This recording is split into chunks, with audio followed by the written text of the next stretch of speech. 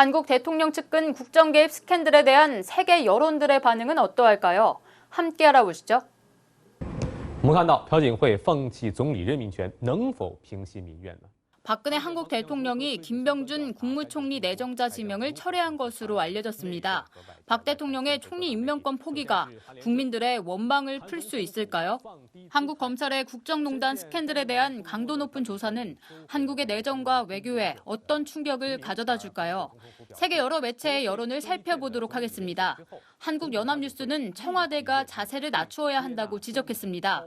국가가 직면한 위기를 극복하기 위해 청와대는 자세를 낮추고 야당의 협조를 요청하며 하루빨리 야당 대표와 회담을 가져야 한다고 한국연합뉴스는 주장했습니다. 한편 비선실세 스캔들에 휩싸인 박 대통령이 김병준 국무총리 후보자 지명을 철회하고 국회가 추천하는 총리를 임명해 총리의 내각 구성 권한과 내각 통할 권한을 담보하겠다고 밝힌 것으로 알려졌습니다. 한국중앙일보는 권한 이양은 박 대통령이 시간을 벌기 위한 것이라고 지적했습니다. 중앙일보는 박 대통령이 총리 임명권 포기는 국회를 통해 한국의 정치 질서를 지키려는 데 있다며 책임을 전가하려는 목적이라고 지적했습니다. 한국 국민이 요구하는 자진 사퇴와는 거리가 먼 것으로 보입니다. 박 대통령의 이런 행보는 시간을 끌기 위한 목적이며 모든 권력을 내놓으려 하지 않는 것으로 해석됩니다. 강도 깊은 조사가 펼쳐짐에 따라 여론은 갈수록 박 대통령에게 불리해지고 있습니다.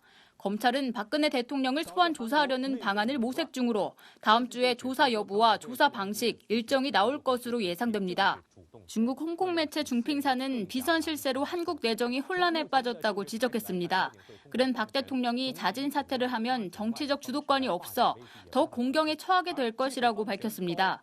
현재 박 대통령이 권력을 이양해 대통령이 외교를, 총리가 내정을 담당하는 방법으로 위기를 모면하려 하지만 이 역시 불가능하다고 말했습니다. 집권당인 새누리당을 포함한 여러 정치 세력들 역시 박 대통령이 임기를 마칠 때까지 국정에서 완전히 손을 떼는 이선 후퇴를 원하고 있습니다.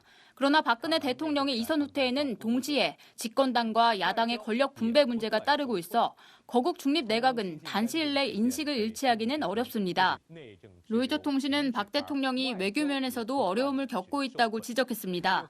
비선 실세가 알려지면서부터 국정이 정체되고 있을 뿐 아니라 외교적으로도 어려움을 겪고 있습니다. 박 대통령은 아시아태평양 경제협력기구 정상회담에 불참하기로 했습니다.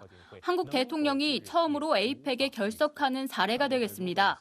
한편 연내에 있게 될 여러 가지 외교 활동 모두 영향을 받을 것으로 예상됩니다. 일본 도쿄에서 열리는 중이란 3국 정상회담에 참석할지 여부도 예측이 불가해졌습니다. 한편 트럼프 미국 신임 대통령과의 관계 처리에도 시선이 집중되고 있습니다.